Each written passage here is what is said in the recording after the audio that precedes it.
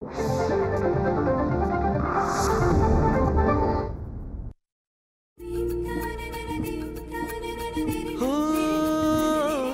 शब्द स्वरांचे बनती गाणे, साज नवानंद तराणे, रसिकांची ही जुळते नाते घडते जेव्हा सुरेल गाणे. कसे हे घडते मनात येते, भेटू बोलू ऐकू तयांच्या गोष्टी गाण्यांच्या, गोष्टी गाण्यांच्या.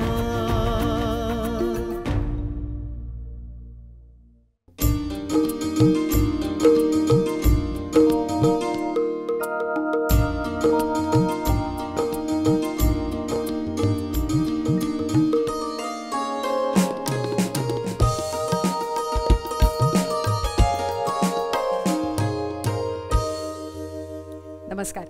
गोष्टी गाण्यांच्या कार्यक्रमात आपल्या सगळ्यांचं स्वागत आहे.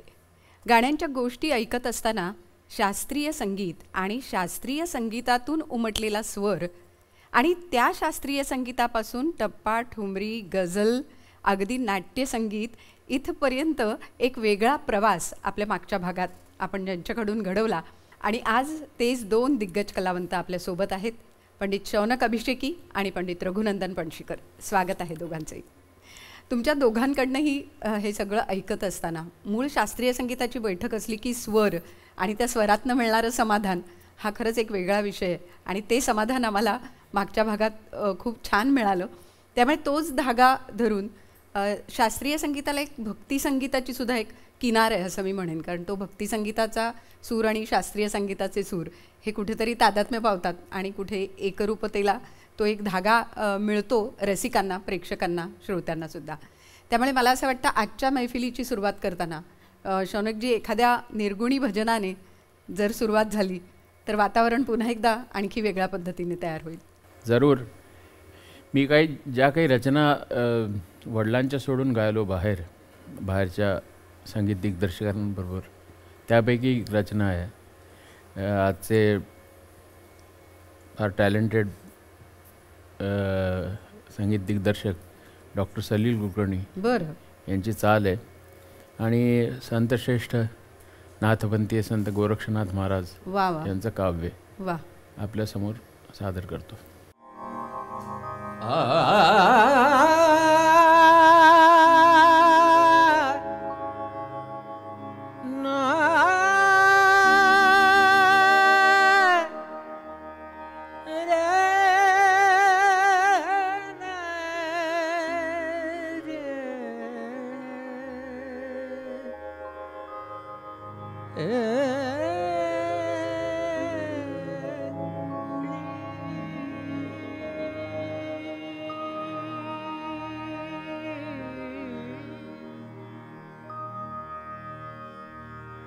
एक निरंजन ध्यावो ध्यावो, एक निरंजन ध्यावो गुरुजी मैं, दूजे के संग नहीं जाऊं.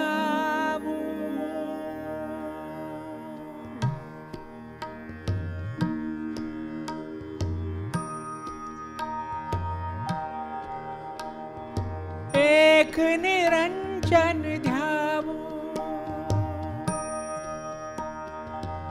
एक निरंजन ध्यावो गुरुजी मैं, दूजे के संग नहीं जाऊं, दूजे के संग नहीं जाऊं, दूजे के संग नहीं जाऊं गुरुजी, दूजे के संग नहीं जाऊं. एक निरंजन ध्यावो गुरुजी मैं, दूजे के संग नहीं जाऊं.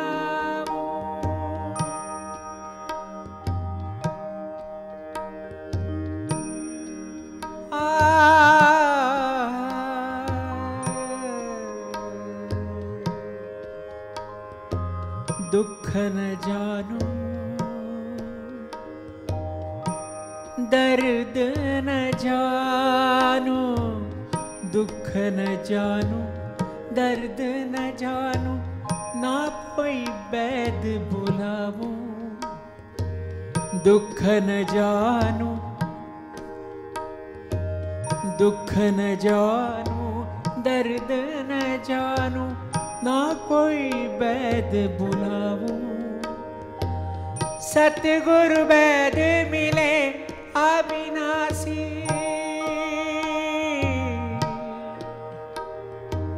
सतगुरु वैद मिले अविनाशी, वाको नाड़ी बताऊं।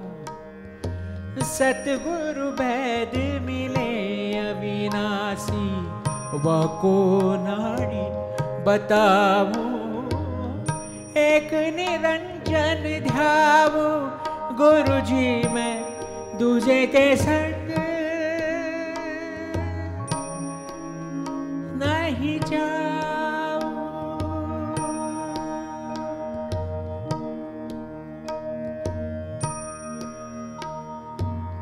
गंगा न जाऊं,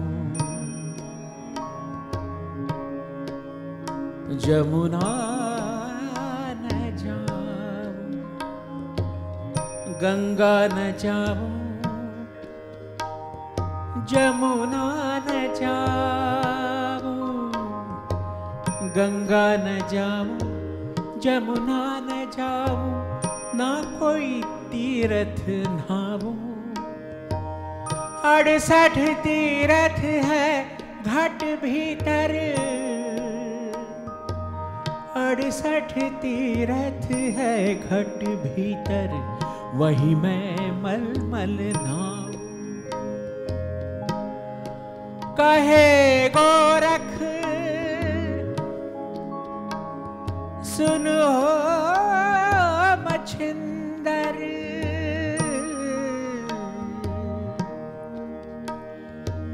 कहे गोरख सुनो मछिंदर, ज्योत में ज्योत मिलाऊं। कहे गोरख सुनो मछिंदर, ज्योत में ज्योत मिलाऊं। सतगुरु के मैं शरण गए सी, सतगुरु के मैं शरण गए सी, आवागमन मिटाऊं।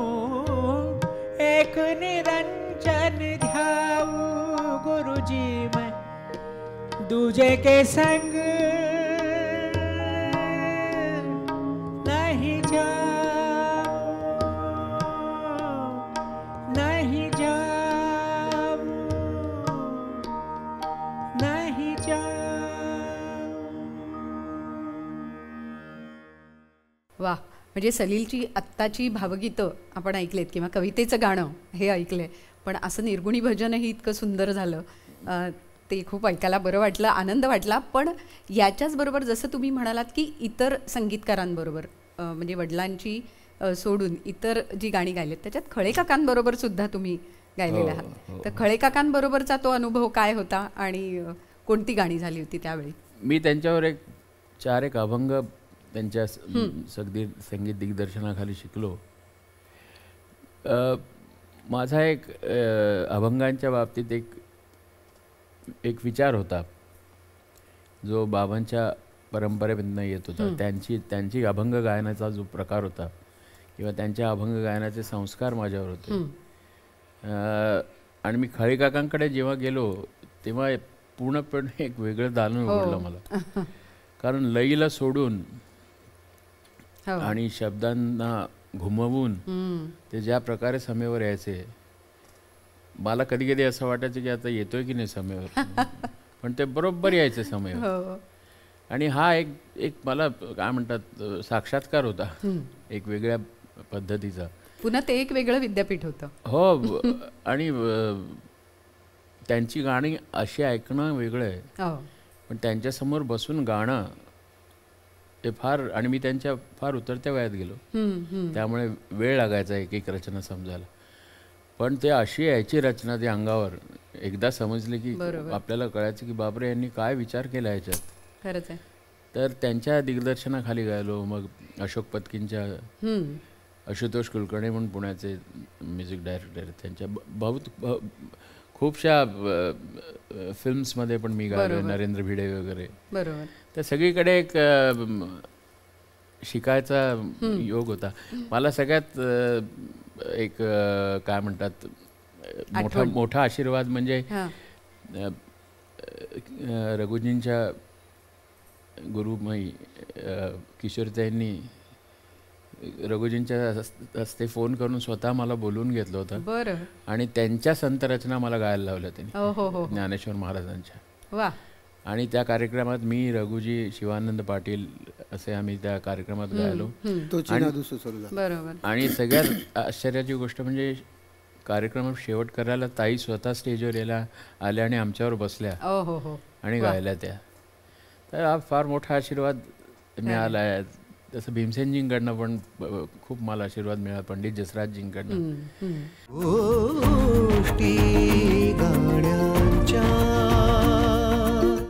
बाबांमुळे कलाकारांचं येणं जाणं घरी असायचं. आमच्या लोणावळ्याच्या घरात कुसुमाग्रजांपासून पुलंपासून विजय तेंडुलकर, पुलंनी मला बोलवून घेतलं होतं गायला. त्यांनी मला जितेंच्या मुलाचं ऐकायचं आहे म्हणून बोलून घेतलं. 2 तास बसून ऐकलं त्यांनी. आणि मग बाबांना जाऊन फोन केला, तू काळजी करू नकोस, तुझी पुढची पिढी घडतीये. तसंच तेंडुलकरांचं पत्र आहे माझ्याकडे की शौनक कसा गायला याच्यावर त्यांनी बाबांना लिहिलेलं. असं मोठ्या लोकांचा आशीर्वाद मिळालाय म्हणून काहीतरी करू शकलोय. सगळे अनमोल क्षण आहेत. आणि आज आम्हाला ऐकतानाही खूप बरं वाटतं की तुम्हाला ज्यांचा आशीर्वाद मिळालाय ते सगळं ऐकून. आणि ती सगळी दिग्गज मंडळी आहेत. आणि त्याच किशोरीताईंसोबत 20 वर्षांचा सहवास, रघुदादा, ही खूप मोठी देणगी आहे आणि खूप मोठा तो प्रवास आहे. या सगळ्या टप्प्यामध्ये किशोरीताईंचं शास्त्रीय गायन हे तर माहिती आहे, पण त्यांनी लाईटही खूप छान गायलं. मला वाटतं लाईटसाठी त्यांना एक गुरुजी पण यायचे का शिकवायला? तो किशोरीताईच किस्सा सांगायचा नाही आणि अतिशय रंगवून सांगायचा. बरोबर, मी ऐकलंय त्यांच्याकडनं. मोगूबाईंनी जसं म्हणजे किशोरीताईंना लाईट म्युझिक यावं म्हणून पै गुरुजींना ठेवलेलं होतं आणि पै गुरुजी येऊन शिकवायचे. पै गुरुजींनी खूप प्रयत्न केला की किशोरीताईंच्या आवाजाला लाईट म्युझिक किंवा आवाज. शेवटी त्यांच्या लक्षात आलं की प्रॉब्लेम आहे, जमणं इतके कर्मठ तालमीतनं किशोरीताई तयार झालेल्या आहेत. त्यांनी मोगूबाईनं सांगितलं की मोगू, तुझ्या मुलीचा काय आवाज दगड आहे, तो आवाज काही चालणार नाही, मला जमणार नाही. आणि हे किशोरीताईंनी आडून ऐकलं. बरं. त्यामुळे किशोरीताईंच्या डोक्यात तिडकच गेली, येत नाही म्हणजे काय. मग ताईंनी जे काय सुरू केलं की प्रत्येक ताई मुद्दाम सांगायचं की लताबाईंचं जे गाणं आहे, तुझं स्वप्नी पाहते गोपाळा, त्याच्यातली जी मोदे स्वागत असे की मोदे स्वागत. आता ही जागा म्हणजे जयपूर घराण्याच्या लोकांना जरा मुश्किल आहे त्यावेळेला, पण ताईंनी ती घटवून अभ्यास केला. पुढे आणखीन अभ्यास करण्याची इच्छा झाली म्हणून हुस्नलाल भगतराम ह्यांच्याकडे ताई गेल्या. उर्दू अतिशय उत्तम शिकल्या. आणि किशोरीताईंचं मला वाटतं गीत गाय पथ्थरोने मधलं जे गाणं आहे तो ह्या सगळ्याचा परिपाक आहे. म्हणजे ह्या सगळ्याच तालमीचा ताईंच्या की शास्त्रीय संगीत plus light music plus Hindi Urdu उच्चारण. त्यामुळे ते मी म्हणण्याचा विचार पण करू शकत नाही, इतकं ते तयारीत गायलेलं आहे. गीत गाय पथ्थरोने तर म्हणजे अशक्य आहे. अप्रतिम. त्यामुळे असा किशोरीताईंना काळाची पावलं ओळखता आली असतील म्हणून त्यांनी मुद्दाम प्रयत्न करून, मी गुलाम अलीची त्यावेळेला कॅसेट यायची, त्यावेळेला कॅसेट बाजारात जाऊन घेऊन आलाय, मला दिली, मला सांगितलं या 8 गझल तुझ्या पाठ पाहिजेत 15 दिवसात. म्हणजे असं त्यांनी मला लाईटच्या दृष्टीने तयारच केलं. त्यामुळे माझी नजर गेली. आणि मी काय त्यातलं म्हणायचा प्रयत्न, कारण मुख्य म्हणजे आवाजाची, सुरांची नजर, शब्द कसे म्हणायचे आणि अर्थातच जसं आता शौनक म्हणाला तसं इतर सगळ्यांचं ऐकून त्यातलं काय चांगलं घ्यायचं हे पण रीत शिकवली आम्हाला. त्यामुळे आम्ही त्या पद्धतीने कोणाचंही गाणं ऐकताना याच्यात मी काय घेऊ शकतो, त्यामुळे गाण्याकडे बघण्याची एक दृष्टी मिळाली. प्रश्नच नाही. मला वाटतं ताईंचं हे श्यामसुंदर किंवा जाईला विचारित रानफुला म्हणजे अल्टिमेट झालेली आहे. मलाही याच्यात थोडंसं की जसं आम्हाला सांगितलं की आम्हाला लाईट गायला असं शिकवलं नाही, ते आम्हाला संस्कारातनंच आलंय. ऐकून कसे गुरु प्रेझेंट करतात किंवा गुरुतुल्य लोक कसे मांडतात तसं तसा माझा एक मोठा अनुभव होता की मीनाताई खडीकरांच्या रचना मी गायलो. बरं. हां. जवळजवळ 8 रचना गायलो मी. वा. आणि तो पूर्ण दीनानाथांचा आणि मंगेशकरांचा बाज म्हणजे आमचा चुलत घराणंच येते. हो बरोबर. पण त्या बाजाची गाणी मी कधीच गायलो नव्हतो. आम्ही ऐकली होती किंवा आणि गुणगुणलो मीनाताईंची गाणी बघा फार आली नाहीत. त्यांची ती लहान मुलांची गाणी फार खूप सुंदर. प्रसिद्ध झाली. पण नंतर मीनाताई खूप मागे होत्या. त्यांनी त्या काळात केलं म्युझिक. हां. पण जसं त्यांनी त्या संसारात जास्त हो. आणि मागे राहून हे करणाऱ्या काम करणाऱ्या बरोबर. पण एक कमाल आर्टिस्ट. आणि त्यांच्याकडनं मला तो जो बाज शिकायला मिळाला त्याचा आम्हाला खूप उपयोग झाला असं मला बरोबर वाटतं. बरोबर. नाही हेच आहे ना की प्रत्येकाकडनं काहीतरी शिकायला मिळणं आणि त्यातनं नेमकं आपल्याला काय हवंय, आपल्या गळ्यावर काय चढणार आहे, हा सुद्धा एक त्याचा अभ्यासाचा आपल्याला भाग काय होता. सुटेबल आहे. आपल्याला काय सुटेबल आहे. पण आता ताईंच्या या 2 रचनांचा उल्लेख निघालाय तर हे श्यामसुंदर किंवा जाईनं विचारित काय काय ऐकवाल? नक्की मला आवडेल. कारण मी बरीच वर्ष मला हे माहितीच नव्हतं की हे किशोरदांच्या रचना आहेत म्हणून. बरं. कुठेतरी कार्यक्रमात कोणीतरी मला गायला सांगितलं, त्या निमित्ताने मी त्या पाठ केला. म्हणजे जवळजवळ 10-12 वर्ष मला माहितीच नव्हतं. हो हो. कारण आकाशवाणीवरनं खूप वेळा ऐकलंय मी, पण मला माहितीच नव्हतं हे किशोरीताईंचं. कारण अनभिज्ञ होतं की किशोरीताईंनी हे म्हटलं असेल ह्याच्याविषयी मला अजिबात अंदाज नव्हता. आपण हे श्यामसुंदर नक्की नक्की.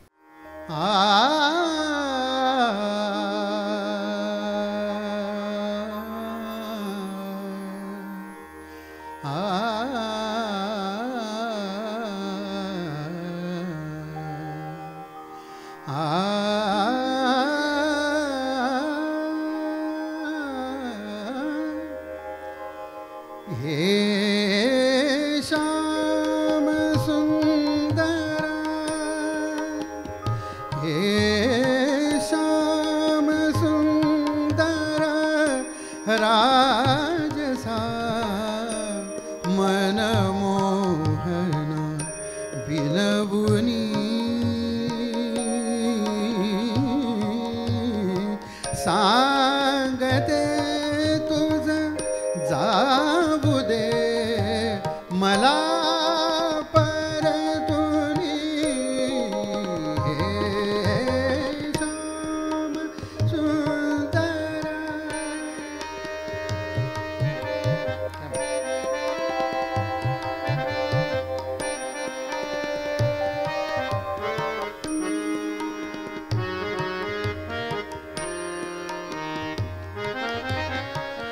गाव गोकुळ दूर राहे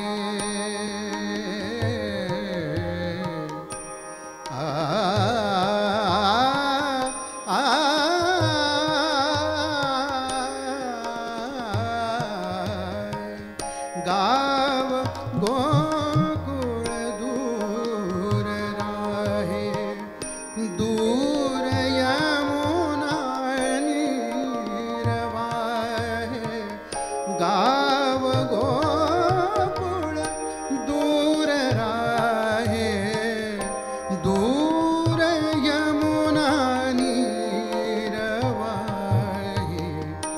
हरबले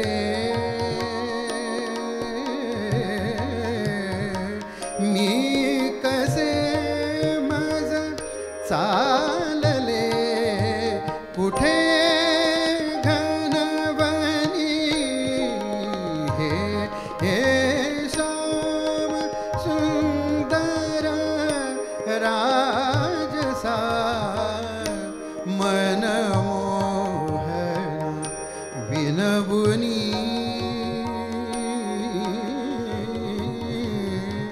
सांगते तुझ जाऊ दे मला परतुनी हे श्याम सुंदर. वा. म्हणजे किशोरीताईंचं हे गाणं ऐकणं आणि आत्ता हा अनुभव घेणं ते पुन्हा पुन्हा रेडिओवर ते ऐकताना ते सगळे क्षण आठवतात. आणि किशोरीताईंना कोकणी भाषेविषयी अतिशय प्रेम होतं. म्हणजे मला माझा एक जवळचा किस्सा म्हणजे आकाशवाणीला जेव्हा किशोरीताई आल्या होत्या तेव्हा त्यांचं 67 सालातलं एक कोकणी गाणं मी शोधून काढलं होतं आणि ते लावलं होतं. ताई एवढ्या खुश झाल्या त्यामुळे अगं माझ्याकडेही हे गाणं नाही आहे म्हणजे तो ठेवा आहे खरं तर. आणि मला वाटतं शौनकजी तुम्ही पण कोकणी गाण्याशी कनेक्टेड आहात, कारण तुमचं दोघांचाही एक समान धागा म्हणजे गोवा आणि कोकणी भाषा.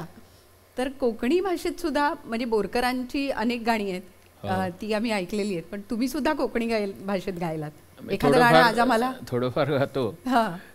बाबांनी रेडिओसाठी आणि गोवा रेडिओसाठी जवळजवळ 100 ते 125 कोकणी गीतं कंपोज केली होती. आपण जे मगाशी ताईंचं बोललं गाणं ते म्युझिक बाबांचंच आहे. मला वाटतं 2 गाणी बाबांनी ताईंसाठी कोकणीत केली होती त्या काळात.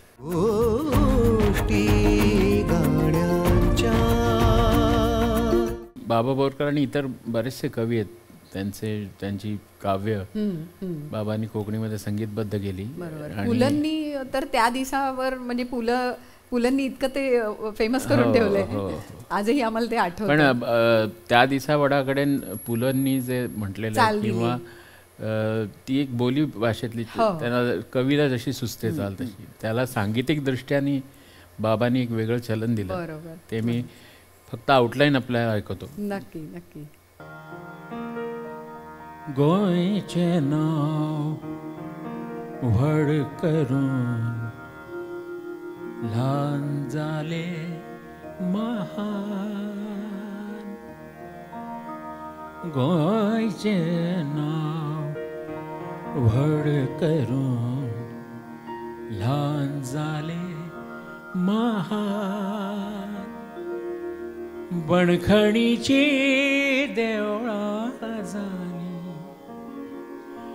बणखणीची देवळां जाली, लामण दिवे प्राण. गोंयचे नाव व्हड करून ल्हान जाले महान. बणखणीची देवळां जाली, लामण दिवे प्राण. अजूनही ऐकवतो.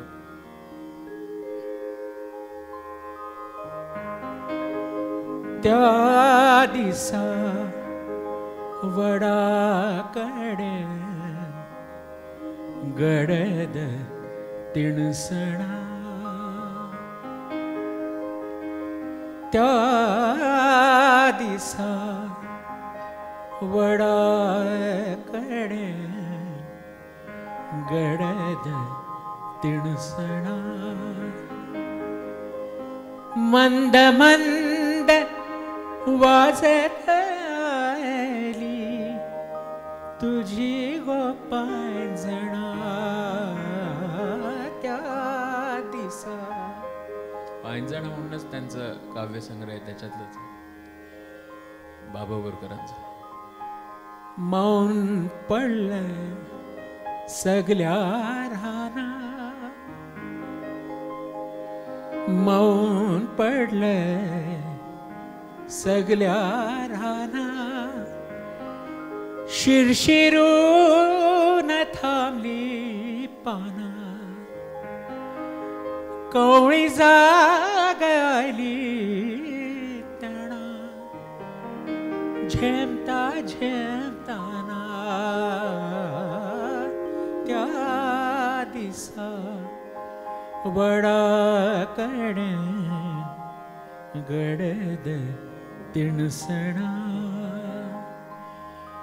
मंद मंद वाजत आली तुझी गोपांजणा.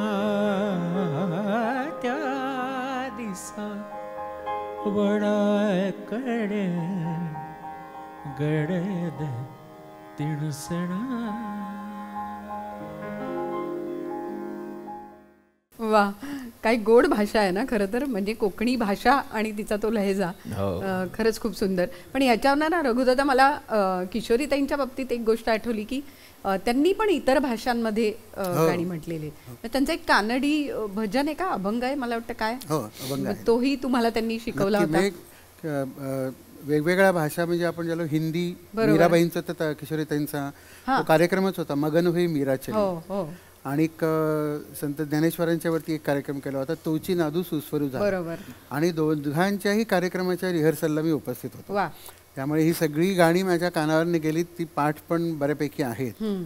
तर त्याच्यातले वेगवेगळे प्रकार मला पण आणि कानडी तर अर्थातच किशोरीताई राघवेंद्र स्वामींच्या भक्त होते, त्याच्यामुळे त्यांचं भजनही आहेत. आणि ते विशेष म्हणजे बऱ्याच वेळेला आपण कानडी ऐकतो पण ते शास्त्रीय संगीताच्या हिंदुस्थानी पद्धतीने असतं, पण हे किशोरीताईंनी मुद्दाम कर्नाटकी स्टाईलनीच त्याच्यात आलापचारी किंवा जे काही त्याची वळणाची आहेत ती ठेवलेली आहे. मला वाटतं ते ऐकायला आवडेल आम्हाला आज नक्की कानडी. नाही, बरंच ऐकायला आवडेल, पण आपण कुठेतरी थांबूया.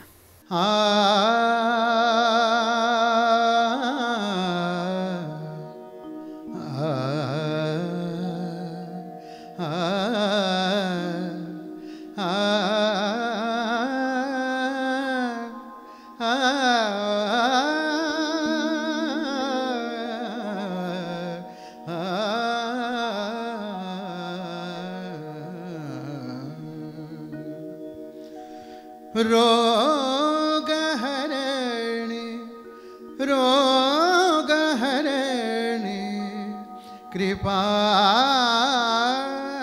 सागर श्री गुरु.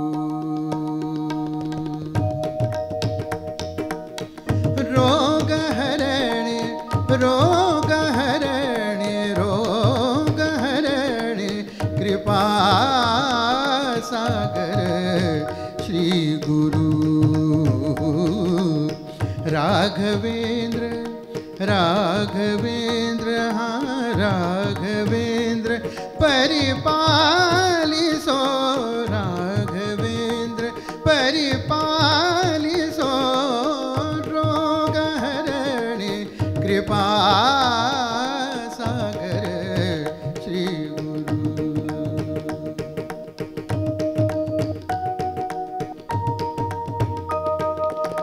पावन गात्र सुदेव वरने, पावन गात्र सुदेव वरने तव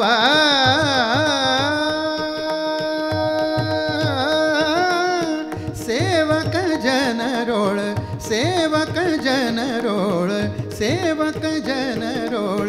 गाडिसो गाडिसो गाडिसो.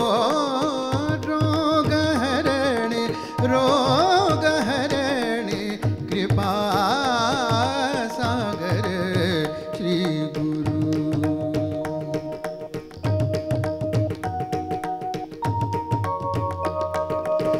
घन महिम जगन्नाथ विठ्ठल प्रिय, घन महिम घन महिम घन महिम जगन्नाथ विठ्ठल प्रिय. निन्नाराधने निन्नाराधने निन्नाराधने ಮಾಡಿಸೋ ಮಾಡಿಸೋ ಮಾಡಿಸೋ. रोगहरणे कृपा सागर श्री गुरु. राघवेंद्र परिपालिसो, रोगहरणे कृपा सागर श्री गुरु. श्री गुरु श्री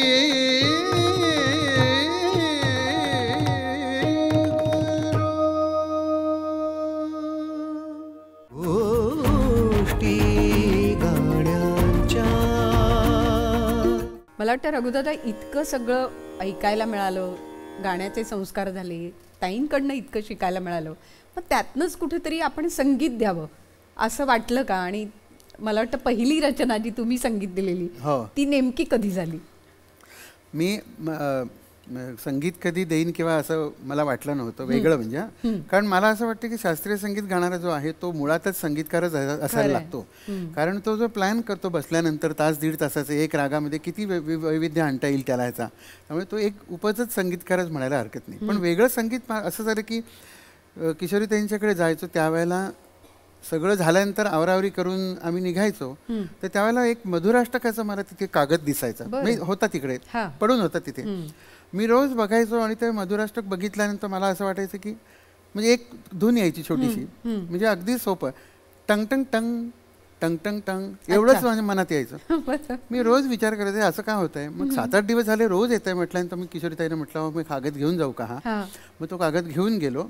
त्याला ते माझ्या जे मनात जे वाजत होतं त्याला मी चालीच्या रूपात बांधलं. ती माझी पहिली चाल माझ्याकडनं झाली ती. ताईंना ऐकवली. हो म्हणजे काय. आणि ताईंनी कौतुक केलं त्याचं. थोडं गीत पद्धतीने झाले. संस्कृत रचना आहे म्हणजे संस्कृत पद्धतीने झालेली नाहीये ती. संस्कृत मध्ये आय लव्ह यू बोलता येत नाही का, तसं ते थोडस गीत प्रकारात झालेली म्हणू का ते. नक्की आवडेल मला. अधरम मधुरम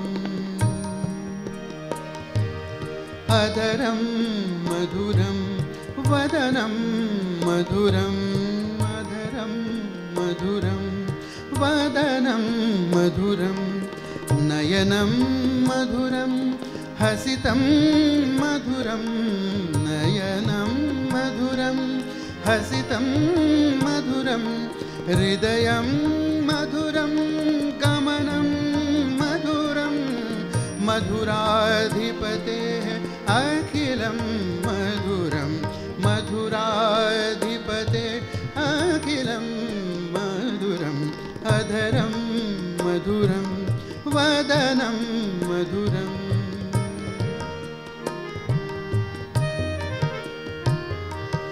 वचनं मधुरं चरितं मधुरं वचनं मधुरं चरितं मधुरं वसनं मधुरं वलितं मधुरं वसनं मधुरं वलितं मधुरं चलितं मधुरं भ्रमितं मधुरं चलितं मधुरं भ्रमितं मधुरं मधुराधिपते अखिलं मधुरं मधुराधिपतेः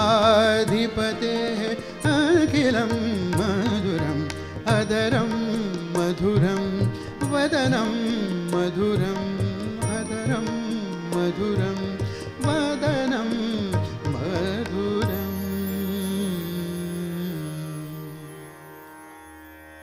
गीत दिलेली पहिली रचना ही साकार झाली आणि नंतर पुढे त्याचं स्वरूप जर आपण पाहिलं तर अवघा रंग एक झाला हे जे नाट्यसंपदाचं नाटक होतं त्या नाटकालाही तुम्ही संगीत दिलं आणि पुन्हा त्याच्यामध्ये तर वेगळे 2 जॉनर होते. म्हणजे एका बाजूला पाश्चात्य संगीत आणि त्यातून कीर्तन.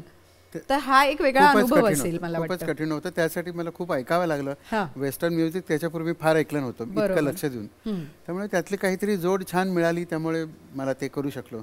खूप कठीण आणि लोकांच्या समोर एवढं मांडण्यासाठी काहीतरी वेगळं तयार करणं. आपण आपल्या गाण्याचा अभ्यास चालू असतो पण हे खूप कठीण होतं. एक आव्हान होतं आणि मला वाटतं ते आव्हान तुम्ही उत्तमरित्या पेललं आणि पिलू उडून या वगैरे तर छान म्हणजे अप्रतिम रचना झालेल्या आहेत. त्यामुळे त्याही आज कदाचित यूट्यूबला जे असतील ते लोक ऐकतील नक्की जाऊन. आणि अवघा रंग एक झाला पुन्हा किशोरीताईंचा तो अवघा रंग एक झाला हे अभंगाची ओळ पुन्हा ते तो एक धागा हा नक्कीच होता.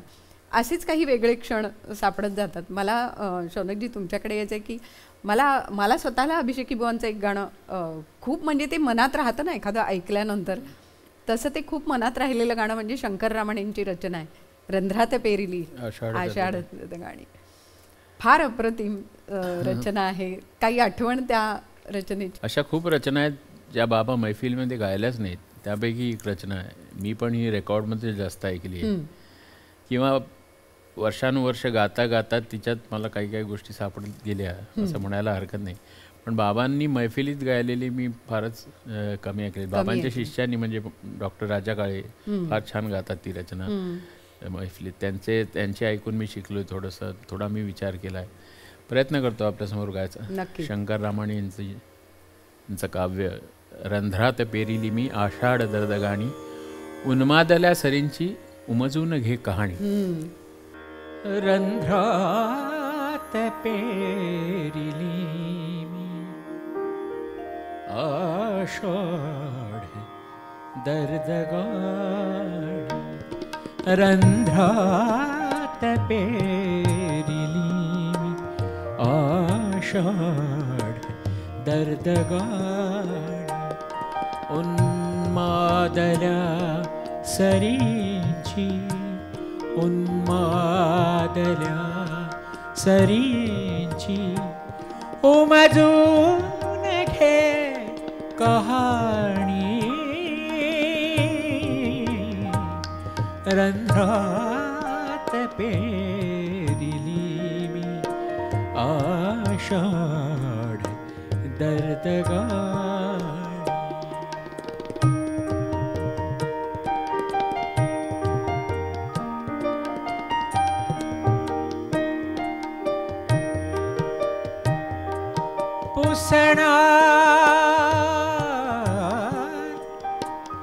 पुसणार तू कुणाला मिटली तसर्द दारे पुसणार तू कुणाला मिटली तसर्द दारे धारात वाहणारी धरती जगे इमानी रंध्रात पेरिली आषाढ दर्दगाणी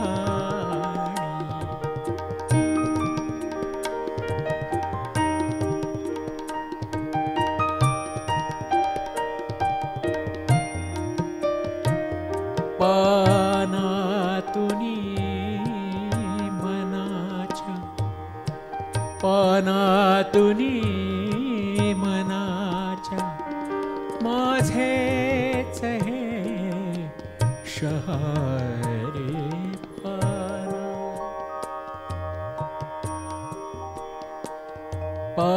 पानातुनी मनाच्या माझेच हे शहारे मातीत मातलेला मातीत मातलेला आवेगही तुफानी रंध्रात पेरिली मी आषाढ दर्दगाणी उन्मादल्या सरींची उमजून घे कहाणी रंध्रात पेरिली मी आषाढ दर्दगाणी आषाढ दर्दगाणी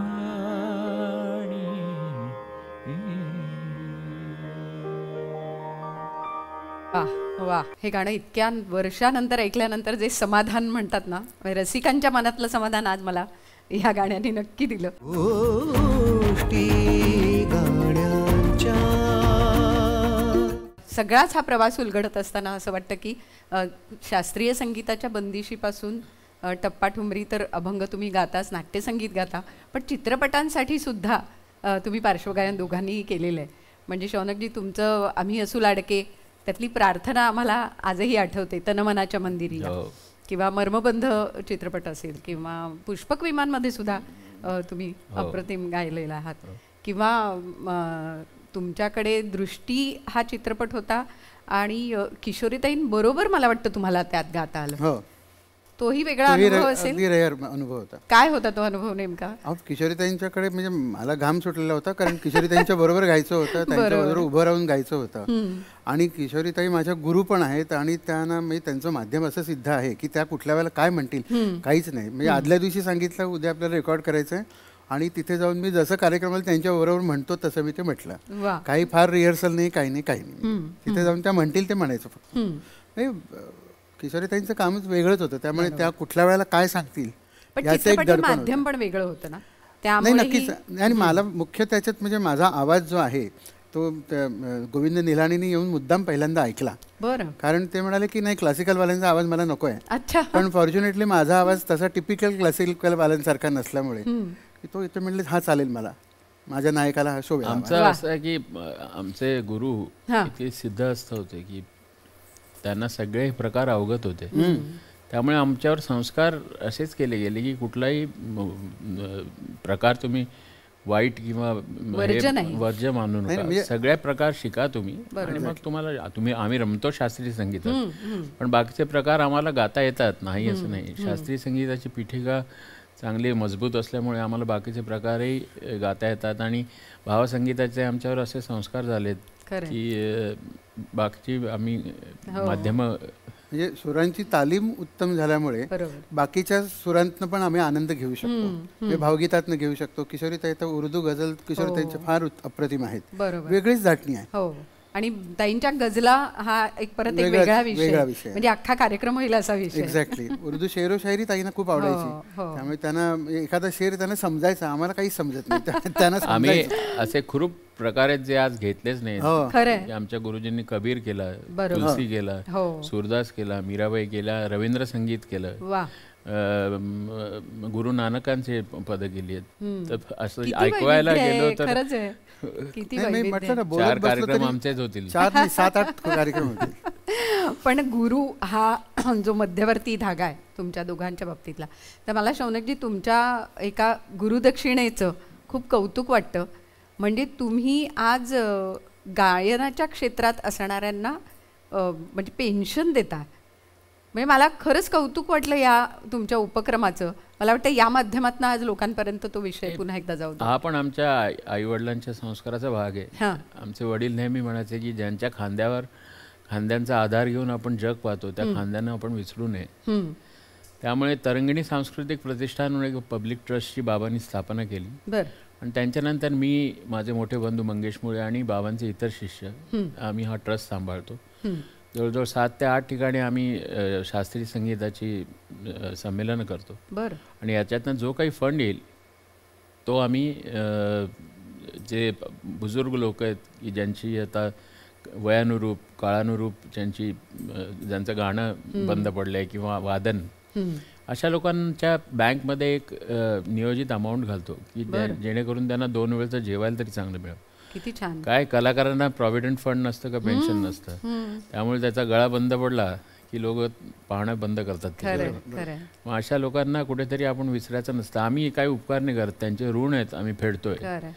आणि आम्ही जे संमेलनं करतो त्यात हे बघतो की जास्तीत जास्त व्यासपीठ हे नवीन लोकांना मिळावं. तरुण पिढी जी आहे त्यांना व्यासपीठ मिळावं, कारण त्यांना जर व्यासपीठ मिळालं तर हे संगीत पुढे चालू राहील. बुजुर्ग लोक तर आहेतच, पण नवीन मुलांना स्टेज मिळालं पाहिजे याची आम्ही खबरदारी घेतो. बरोबर. खूप स्तुत्य उपक्रम आहे. आणि मला असं वाटतं की गोष्टी गाण्यांच्या निमित्ताने गाण्यांमागची ही गोष्ट मला वाटतं सगळ्यांना कळली पाहिजे. आणि म्हणून मला खास उल्लेख त्याचा करावासा वाटला. कलाकारांना पेन्शन सुरू करणं ही संकल्पनाच खरं तर वेगळी, आणि ही एक वेगळी गुरुदक्षिणा तुम्ही आज त्या सगळ्या बुजुर्गांना देताय. त्यामुळे खरंच एक कृतार्थतेचा भाव नक्की आहे. तुम्हा दोघाही कलावंतांना भेटून खूप बरं वाटलं. आणि ते कृतज्ञतेचे क्षण जे आम्हाला रसिकांना तुम्ही दिलेत त्याचीच एक पावती म्हणून मला असं वाटतं आजच्या या मैफिलीची सांगता सर्वात्मकाने जर झाली तर नक्कीच परमेश्वराकडे तेच मागणं आहे. आणि किशोरीताई जसं म्हणायचं की सुराला शरण गेलं पाहिजे तसं आहे. आणि त्या भक्तिभावातनंच आपण त्या स्वराला शरण जाऊ आणि या स्वरांनीच या कार्यक्रमाची आजची सांगता करूया.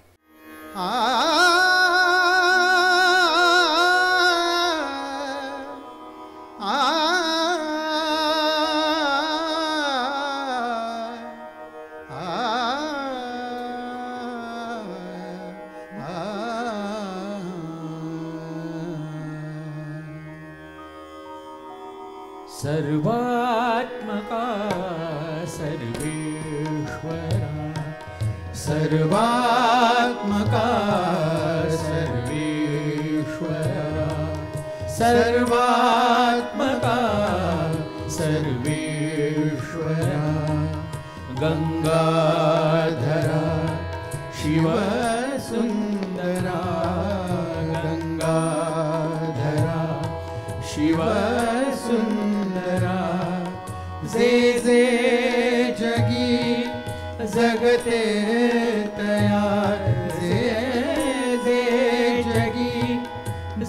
ते तया माझे म्हणा करुणा करा माझे म्हणा करुणा करा सर्वात्मका सर्वेश्वरा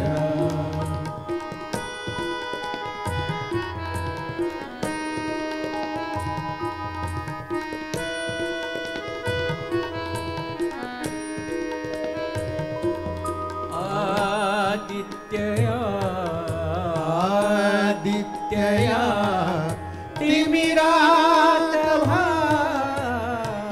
आदित्यया तिमिरात व्हा ऋग्वेदया हृदयात व्हा ऋग्वेदया हृदयात व्हा सृजनत्वजा ज्ञार्यता सृजनत्वजा ज्ञार्यता अनुदारिता दुरिता हरा अनुदारिता दुरिता हरा सर्वात्मका सर्वेश्वरा सर्वात्मका सर्वेश्वरा सर्वे